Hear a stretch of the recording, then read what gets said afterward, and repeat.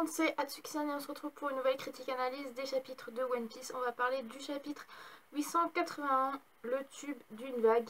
Oui, alors j'ai fait cette critique analyse du chapitre 881 un peu plus tard que prévu. C'est normal parce que du coup quand j'ai vu à la fin du chapitre que comme quoi One Piece était en pause ce mercredi 11 octobre 2017, je me suis dit je vais prendre mon temps, je vais passer une semaine pour bien me reposer le week-end et du coup pour faire juste la semaine, le week-end avant la dernière semaine du boulot. Parce que oui, à partir du 20 octobre, donc à partir de vendredi prochain, je suis en vacances pendant 2 semaines. J'aurai un peu plus de temps de faire des vidéos, de faire les critiques analyses, de faire tout blabla. Ça va me faire du bien parce que c'est vrai que je suis un peu crevée quand même. Mais bon.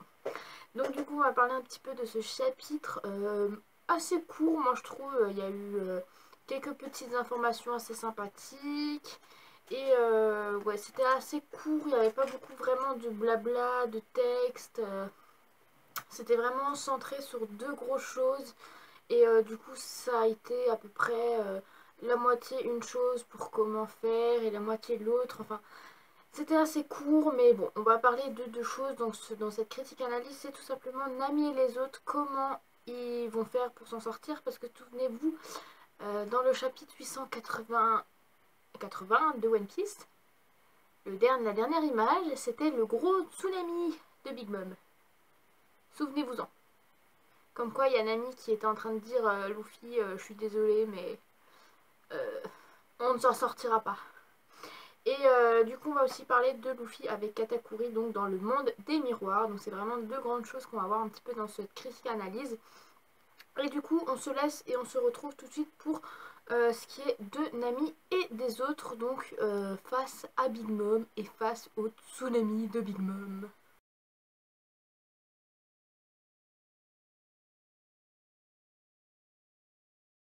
Le tsunami de Big Mom est assez impressionnant quand on l'avait vu dans la dernière critique analyse du dernier chapitre.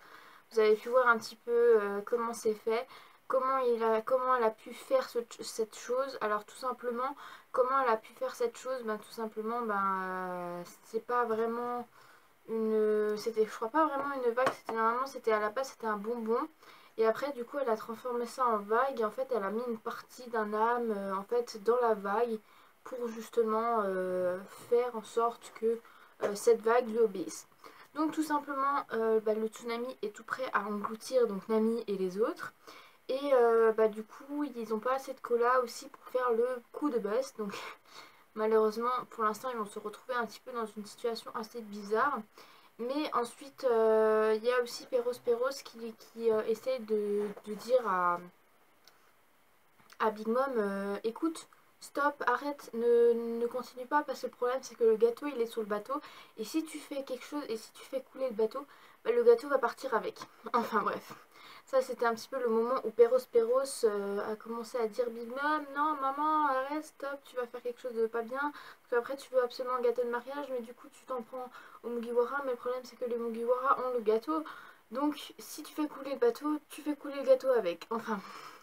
Ça a été le petit moment où Peros a essayé d'arrêter quand même Big Mom, mais malheureusement ça ne fonctionne toujours pas.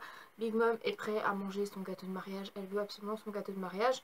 Ensuite, du coup, Jinbei, lui, a eu une idée en tête, c'est tout simplement de piloter le Sunny. Il veut piloter le Sunny. Nami demande comment il va faire pour piloter le Sunny. C'est une très bonne question. Hein. Et du coup, en fait, il va en fait se servir de la chambre verte, en fait, de la vague. Alors, en fait, la chambre verte, c'est vous avez vraiment, en fait, votre vague, votre gigantesque tsunami. Et en fait, à l'intérieur, il y a donc une sorte de creux, en fait, qui fait que, on peut rentrer à l'intérieur, en fait, de la vague.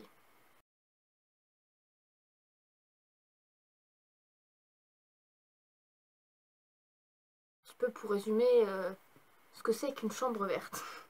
Voilà, donc du coup, ils sont en train de naviguer donc dans la chambre, donc dans le tsunami. Donc du coup, c'est ils ont réussi quand même à s'en sortir, mais est-ce que ça va assez être suffisant pour pouvoir contrer Big Mom et tout ça? Ça c'est une très bonne question. En tout cas, ouais, Jinbei, vu que c'est un homme poisson, bah en fait, bah, disons que les enfants des hommes poissons, bah en fait, ils adorent jouer à ça. Donc du coup, pour lui, c'est un avantage. En fait, c'est un avantage par rapport à Nami et aux autres, parce que du coup, ils ont Jinbei. Et Jinbei, c'est un homme poisson, donc du coup, le fait que Jinbei connaît beaucoup plus de choses par rapport à la mer, à l'océan, que encore Nami. Nami, elle, c'est tout ce qui est météo et tout ça, et elle sait encore un petit peu se repérer dans une situation grâce à une carte, ce qui est déjà pas mal. Mais du coup, tout ce qui est par rapport vraiment au truc voilà, de la chambre verte et tout ça, par rapport au tsunami, ça c'est plus le côté Jinbei en fait qui sait plus que Nami, parce que du coup, voilà, c'est l'homme poisson de. Je vais dire ça comme ça, mais c'est quand même l'homme poisson de l'équipage des Mugiwara, hein. Parce que oui, maintenant qu'on y pense, maintenant Jinbei fait partie de l'équipage. Donc ça me fait tout drôle en fait de savoir que Jinbei est le 10e membre de l'équipage des Mugiwara. Genre avant, quand on était sur l'île des hommes poissons, voilà, il avait refusé parce que du coup il avait des choses à faire par rapport avec Big Mom, maintenant qu'on le sait, et que du coup il allait rejoindre les Mugiwara après. Mais ça me fait quand même tout bizarre de se dire que, en fait, ça y est, quoi. Jinbei, c'est un Mugiwara, quoi. Ça me fait tout drôle, en fait. Donc, du coup, ben, tout simplement, Jinbei donc, guide le bateau donc, à travers la petite chambre verte, hein, au petit passage de la vague. Et du coup, la vague commence à s'écrouler. Et bah, tout simplement, bah, Nami est stupéfait de ce qu'il a réussi à faire avec ce bateau. Enfin, pour, euh, pour elle, c'est vraiment surprenant de se dire que, punaise, il a réussi à contrôler ce bateau. Et c'est vraiment assez impressionnant par rapport à Nami. Et je pense qu'elle va essayer d'en apprendre plus par rapport aux océans, à la mer et tout ça avec Jinbei. Je pense que du coup, elle va demander à Jinbei pas mal de conseils par rapport à ça pour pouvoir mieux aider encore les Mugiwara à naviguer sur les océans, sur le nouveau monde. Enfin, moi je m'attends à ça. En tout cas, ils ont réussi à s'en sortir avec donc cette fameuse vague. Ça y est, maintenant à voir la suite. C'est une très bonne question de qu'est-ce qui va se passer. Est-ce que du coup, bah, Big Bang va refaire à nouveau un gros tsunami? C'est une très bonne question, mais en tout cas, maintenant on va un petit peu parler du coup du côté de Luffy, parce que du côté de Nami et des autres, c'est à peu près tout. Il y a encore une petite chose qu'on va voir, mais par rapport à ce qui est dit, par rapport dans le monde des miroirs avec Luffy et Katakuri. Le petit dernier point de cette critique analyse.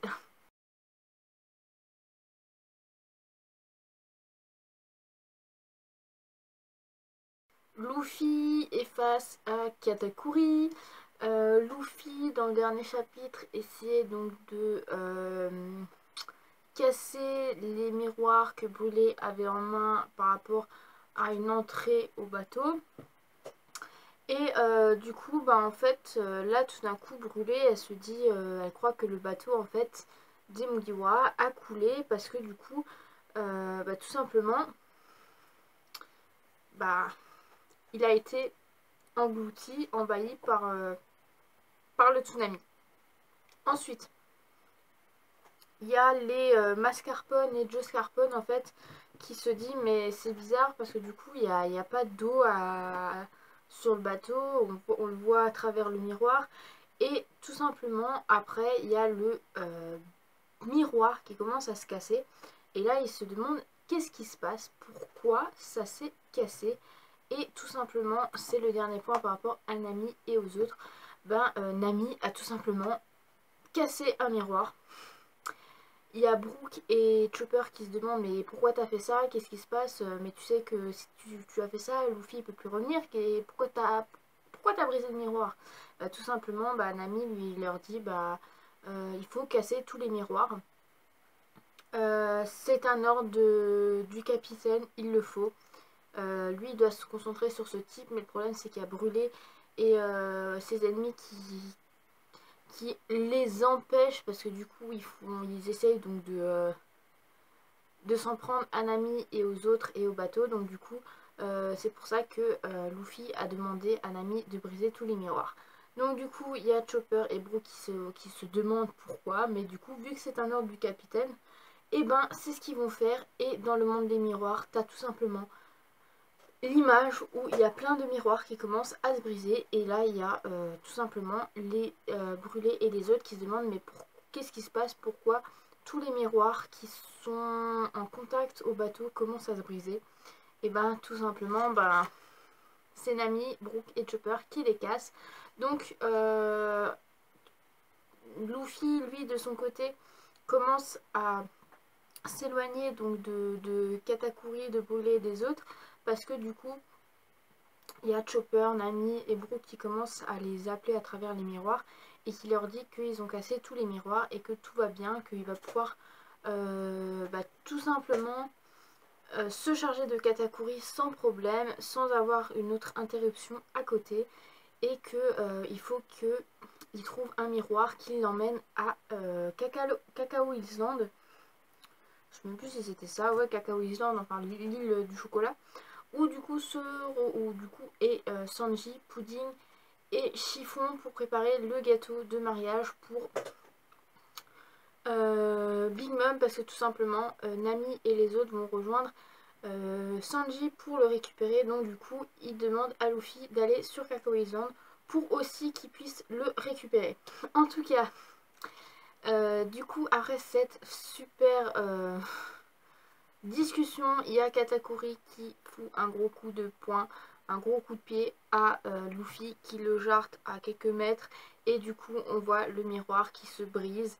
Et du coup tout simplement plus personne ne répond, parce que du coup le petit bout du miroir que Luffy avait s'est brisé par Katakuri. Et là Katakuri tout simplement fout des coups à Luffy qui se retrouve par terre. Et du coup Luffy qui commence, enfin qui arrive encore à parler à travers le miroir à Nami et aux autres, sourit et se dit ouais, grouillez-vous, moi je vais pas crever ici à vous attendre. Donc du coup c'est ce qu'ils font, ils vont se diriger vers Cacao Island, et Luffy va essayer de trouver un miroir pour pouvoir aller à Cacao Island. En tout cas Katakuri est toujours là à empêcher Luffy à atteindre ce qu'il veut. En tout cas ouais, ça sera peut-être un petit combat de nouveau entre Katakuri et Luffy, parce qu'il n'y en a pas vraiment eu beaucoup. En tout cas